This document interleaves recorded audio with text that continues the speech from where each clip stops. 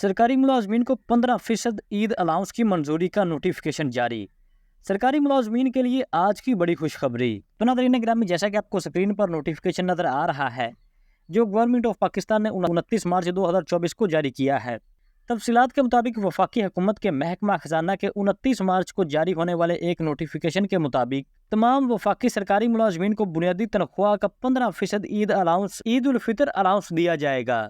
یہ الاؤنس وفاقی حکومت کے زیر انتظام چلنے والے تمام ڈویژن، منسٹریوں سمیت سول سیکٹریٹ کے گریڈ 1 سے 22 کے تمام ملازمین کو دیا جائے گا۔ البتہ یہ الاؤنس خود مختار اداروں، لوکل باڈیز کے ملازمین اور معطل شدہ ڈپوٹیشن پر یا بیرون ملک کام کرنے والوں کو یہ الاؤنس نہیں دیا جائے گا۔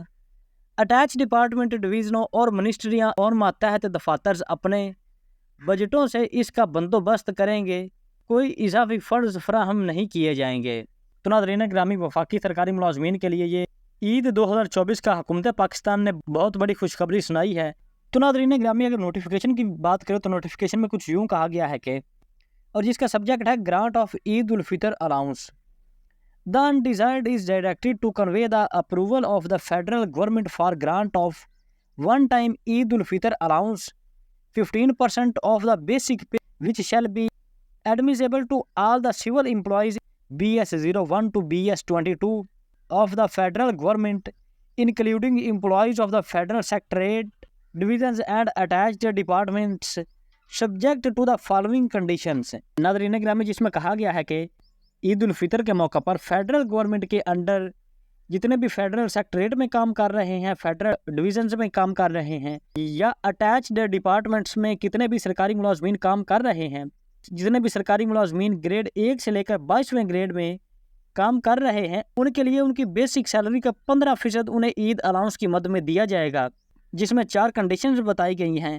نمبر 1 پہ ہے کہ this allowance will not be admissible to the employees of the organizations اور autonomous bodies corporations، یعنی کہ یہ عید الاؤنس خود مختار اداروں اور لوکل باڈیز کے ملازمین کو نہیں دیا جائے گا۔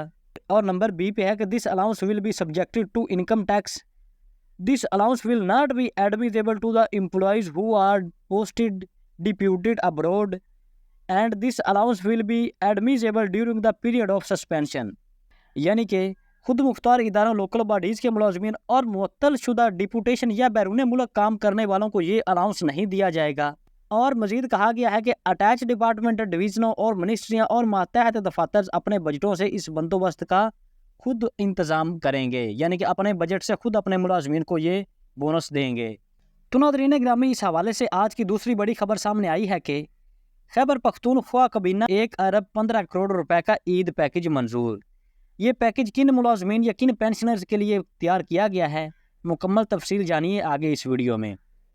تو ناظرین گرامی، تفصیلات کے مطابق خیبر پختونخوا کابینہ نے 1 ارب 15 کروڑ روپے کے عید پیکج سمیت دیگر اسکیموں کی منظوری دے دی ہے۔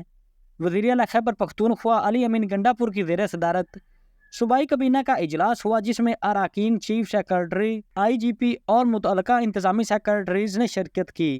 اجلاس میں صوبے میں مستحق افراد کو عید پیکج دینے کی منظوری دے دی گئی ہے۔ اس پیکج کے تحت صوبائی اسمبلی کے ہر حلقے میں 1000 مستحق افراد کو 10-10 ہزار روپے دیے جائیں گے۔ اس پیکج پر 1.15 ارب روپے لاگت آئے گی۔ کابینہ نے 2050 پولیس شہداء کے خاندانوں کو بھی 10-10 ہزار روپے عید پیکج دینے کی منظوری دی ہے۔ اس کے علاوہ ضم اضلاع میں پولیس کو گاڑیاں اور دیگر جدید آلات کی فراہمی کے لیے اسکیم کی منظوری دے دی گئی ہے، جس کے تحت 7.67 ارب روپے کی لاگت سے گاڑیاں اور جدید آلات خریدے جائیں گے۔ کابینہ نے سرکاری محکموں میں بھرتیوں کے لیے نجی ٹیسٹنگ ایجنسیوں سے اسکریننگ ٹیسٹ لینے کے معاملے پر کمیٹی تشکیل دے دی ہے، جو 15 دنوں میں سرکاری ٹیسٹنگ ایجنسیوں کی استعداد بڑھانے سمیت دیگر متعلقہ معاملات پر حتمی سفارشات پیش کرے گی۔ کابینہ اجلاس میں digital right of way policy کی بھی منظوری دے دی گئی ہے۔ ناظرین گرامی، اس کے علاوہ اجلاس میں پاکستان ڈیجیٹل سٹی کے قیام کے لیے انفارمیشن ٹیکنالوجی بورڈ اور اسپیشل ٹیکنالوجی زون اتھارٹی کے درمیان معاہدے کی بھی منظوری دے دی گئی ہے۔ اس کے علاوہ اجلاس میں چیف ایگزیکٹو آفیسر اور ایگزیکٹو کمیٹی ممبران پیڈو کی تعیناتی کے لیے رولز کی منظوری دے دی گئی ہے۔ ناظرین گرامی، اس کے علاوہ سرکاری ملازمین اور پینشنرز کے لیے بہت بڑی خوشخبری ہے۔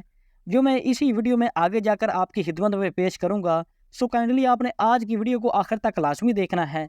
तो नाज़रीन ग्रामी, इसके अलावा आज की दूसरी और PIA यानी कि पाकिस्तान इंटरनेशनल एयरलाइंस के मुलाजमीन के लिए बुरी खबर सामने आई है कि PIA की नजकारी कितने मुलाजमीन को निकाला जाएगा, अहम खबर सामने आ गई।